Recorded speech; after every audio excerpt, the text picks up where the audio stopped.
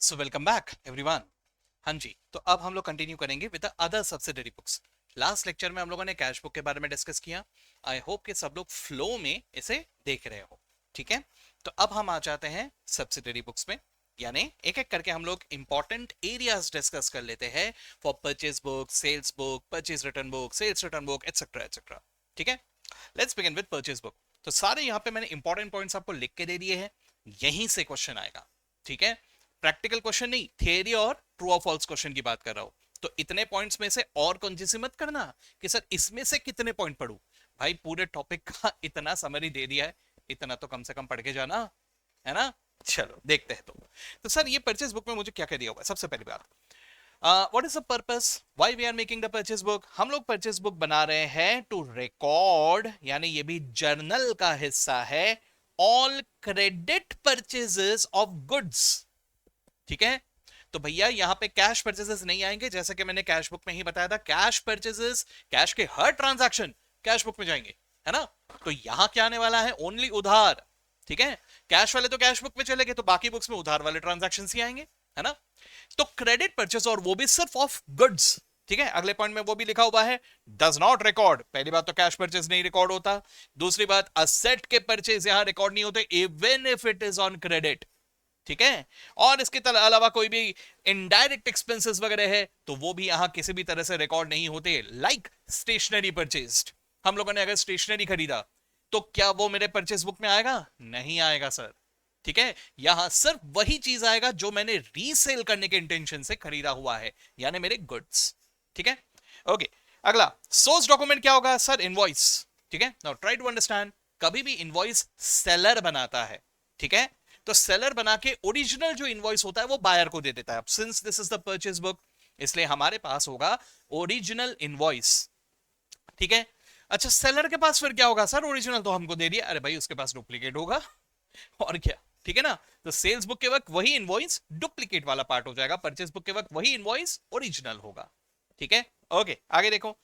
अब एंट्री, यहां पे अगर मैं बात करूं, purchase goods worth ₹50,000 on credit from message Sharma and company, तो इसकी जर्नल एंट्री हम नॉर्मली कैसे पास करते हैं? हम नॉर्मली पास करते हैं परचेज अकाउंट को डेबिट करके और शर्मा जी को क्रेडिट करके, है ना, ऐसा करते हैं। लेकिन अब क्या होगा, अब देखो ये ऐसा होता है कि सबसे पहले हम बना लेते हैं एक परचेज बुक। ठीक है, परचेज बुक में ultimately it depends on us कि हम लोग कितने कॉलम्स यहां पे बनाना चाहते हैं।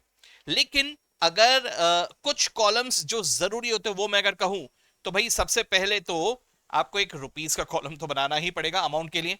ठीक है, एक कॉलम बनाया जाता है फॉर डिटेल्स, जहां पे ट्रेड डिस्काउंट और एटसेट्रा एटसेट्रा ऐसे कोई भी कैलकुलेशन रहे वो लिखा जाता है। ठीक है, एक कॉलम और जरूरी होता है जिसे हम लोग कहते हैं लेजर फोलियो। लेजर फोलियो, यहां लिख लेता हूं मैं डिटेल्स। ठीक है, लेजर फोलियो, क्योंकि दिस इज जर्नल इसलिए लेजर फोलियो का भी कॉलम मुझे बनाना पड़ेगा। एक डेट का कॉलम भी मुझे मिनिमम बनाना पड़ेगा, और एक पर्टिकुलर्स जहां पर हम सप्लायर का नाम लिखेंगे ये यहां पे लिखा जाएगा। इतने कॉलम्स मिनिमम होते हैं। इसके अलावा अगर और भी कॉलम्स किसी को ऐड करना है तो बिल्कुल कर सकते हैं, कोई प्रॉब्लम की बात नहीं है। जैसे कोई अगर यहां पे इनवॉइस नंबर का भी कॉलम बनाना चाहता है, खुशी से कर सकता है, कोई प्रॉब्लम नहीं।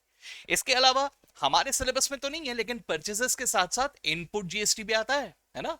तो हम लोग यहाँ पे इनपुट जीएसटी के कॉलम्स भी ऐड कर सकते हैं, जिसमें input CGST, input SGST, input IGST, ये सब के लिए अलग अलग कॉलम्स बनाए जाएंगे। ठीक है, कभी कभी परचेज के साथ साथ कुछ कुछ खर्चे भी कॉमन होते हैं, लाइक से for example inward expenses in the nature of से फ्रेट। ठीक है, फ्रेट, कैरेज इनवर्ड, ऐसे हर परचेज में ये कॉमन होगा। तो अगर ऐसा हो रहा है तो हम चाहे तो यहां पे फ्रेट के लिए भी एक अलग से कॉलम बना सकते हैं। ठीक है, यहीं पे परचेजेस का भी रिकॉर्ड कर लिया, फ्रेट भी रिकॉर्ड कर लिया। सर फिर तो इसका नाम चेंज होकर फ्रेट बुक हो जाना चाहिए, या एक काम कर दो sir, purchase and freight book कर दो सर। ऐसा नहीं किया जाता, परचेज बुक ही कहा जाता है, उसी का हिस्सा होता है एक और कॉलम। ठीक है, हाँ जी। तो ये हुआ मिनिमम। ओके, बाकी मैक्सिमम की कोई लिमिट नहीं है, कुछ भी लिख सकते हो आप लोग वहां पे। ओके, नाउ इसमें लिखने का एक चीज होता है कि सर जब हम लोग ये परचेज का जर्नल एंट्री लिखते हैं तो नॉर्मली ये जर्नल एंट्री होता है ना, purchase account debit to Sharma ji account. यहां लिखने का तरीका कैसा होगा? यहां सबसे पहली बात, ये जो परचेज अकाउंट डेबिट हुआ है ना, दिस इज अज्यूम्ड। क्या कहा मैंने? Purchase account debit is assumed. Okay, ये लिखा नहीं जाता है ना। परचेज बुक में purchase account debit is common, मान लिया जाता उसे, ठीक है। तो हम क्या लिखेंगे, सिर्फ क्रेडिट किसको हुआ है, तो यहां लिखा जाएगा सिर्फ और सिर्फ शर्मा जी का नाम, ठीक है। बाकी कोई कैलकुलेशन है, ट्रेड डिस्काउंट माइनस करना है, वो सब लिखा जाएगा और यहां पे लिखा जाएगा उसका फाइनल अमाउंट, ठीक है।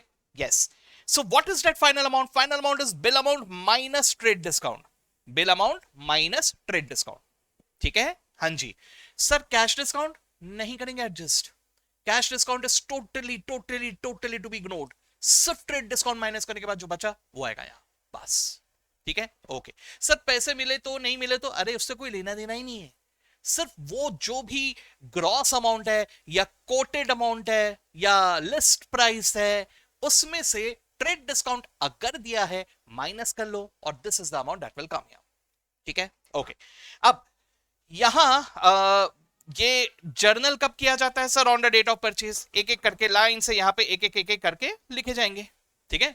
लेकिन सर लेजर में पोस्टिंग कैसे की जाएगी, देखो भाई, लेजर में जैसा कि मैंने इसके पहले वाले लेक्चर में कहा है, अभी भी कह रहा हूं कि सर लेजर में दोनों अकाउंट बनेंगे, परचेज अकाउंट भी और क्रेडिटर का अकाउंट भी, ये दोनों का अकाउंट बनेगा, ठीक है। अब अगर मैं यहां पोस्टिंग की बात करूं तो जरा संभल के, ठीक है। जर्नल एंट्री तो on the date of transaction लिख दिया जाता है और सेम डेट पे मैं क्रेडिटर के अकाउंट में क्रेडिट भी कर दूंगा, ठीक है। तो देखिए सर, क्रेडिटर के अकाउंट में पोस्टिंग की जाती है on the date of purchase, जब परचेज किया उसी दिन क्रेडिटर के अकाउंट में क्रेडिट कर दिया जाएगा, ठीक है। बट परचेज अकाउंट में हम थोड़ा सा शॉर्टकट मारेंगे, हम लोग बेसिकली नॉमिनल अकाउंट्स में ही शॉर्टकट मारेंगे। तो शॉर्टकट्स कैसे मारेंगे, देखिए सर, ये जो परचेज अकाउंट है इसमें मैं क्या करूंगा, मैं कुछ एंट्रीज होने दूंगा, कुछ एक पीरियोडिक बेसिस से, 10 दिन 15 दिन 1 महीना एज द केस में भी। तो जैसे ये पीरियड खत्म हुआ तो पीरियोडिक मैं लूंगा total of the purchase book, ये चीज का मैं टोटल कैलकुलेट करूंगा और इस टोटल को इकट्ठा मैं लिखूंगा परचेज अकाउंट में, ठीक है। तो यहां पर सर पर्टिकुलर्स में क्या लिखूंगा, मैं रेफरेंस दे दूंगा टू द परचेज बुक, तो हम यहां पे लिख देंगे sundries as per purchase book, as simple as that, ठीक है। तो ऐसा लिखा जाएगा यहां पे, ओके। तो परचेज अकाउंट में हम इमीडिएट एक एक इंडिविजुअल पोस्टिंग नहीं करेंगे, हम लोग परचेज अकाउंट में पोस्टिंग कैसे करेंगे, periodic total of the purchase book, ठीक है। क्रेडिटर अकाउंट में individually on the same date हम लोग पोस्टिंग करते हुए चलेंगे, बट परचेज अकाउंट में पीरियोडिक टोटल, ठीक है, ध्यान में रहेगा। चलिए अब मेरे एक क्वेश्चन का आंसर दीजिए, अगर मान के चलो मेरे परचेज बुक का टोटल गलत है, मैंने टोटलिंग मिस्टेक किया, कास्टिंग एरर, ठीक है, so it will affect only purchase account कि purchase as well as creditor account, ठीक है। कमेंट में बताना मुझे, देखते हैं क्या आंसर आता है आपका, ओके। चलिए ठीक है, तो ये हम लोगों ने डिटेल में डिस्कस किया क्योंकि बाकी सब हम एकदम हम शक्ल है, ऐसे कैसे सेम टू सेम, ठीक है, बस थोड़े से चेंजेस आएंगे। क्या चेंजेस आएंगे, लेट्स सर देखिए, सेल्स बुक की अगर बात करें तो यहां पर क्या आएगा, यहां पे all credit sale of goods, same thing, cash sales नहीं आएंगे, सेल ऑफ एसेट्स नहीं आएंगे, सेल इनवॉइस, ये डुप्लीकेट इनवॉइस होगा हमारे पास, ओरिजिनल तो बाहर को दे देंगे हम लोग, है ना। तो ये अगर सेल की बात करें तो इसमें कैसा हो रहा है, वर्मा जी अकाउंट को डेबिट कर रहे हैं और सेल्स अकाउंट को क्रेडिट कर रहे हैं, है ना। अब यहां पर मैं इसे कैसे लिखूंगा, देखो यहां पर sales account credit will be assumed, जैसे परचेज में purchase account debit was assumed, वैसे यहां sales account credit will be assumed, ठीक है। तो मैं क्या करूंगा, मैं यहां पर सिर्फ और सिर्फ वर्मा जी का नाम लिखूंगा बस, और अमाउंट लिखूंगा, what will be the amount, amount will be bill amount minus trade discount, हूबहू वैसे ही जैसे परचेज बुक पे देखा है ना, okay. Journal on the date of sale, same date पे, पोस्टिंग कब किया जाएगा सर, डेटर के अकाउंट में तो उसी दिन, लेकिन सेल्स अकाउंट में periodic total of the sales book, है ना, whatever is the total of the sales book उसे लिखा जाएगा सेल्स अकाउंट के क्रेडिट साइड में, सिंपल है ना। बाकी सब ऐसे ही है, मिलते जुलते, ठीक है।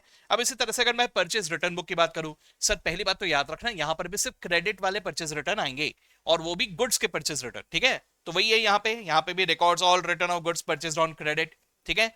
ये कैश परचेज रिटर्न या रिटर्न ऑफ एसेट्स यहां नहीं आते, ठीक है। सर यहां नहीं आते तो कहां जाते हैं, भाई cash purchase return cash book में जाता है, और रिटर्न ऑफ एसेट्स की अगर मैं बात करूं तो ये जर्नल प्रॉपर में जाते हैं, वो यहां आएंगे ही नहीं।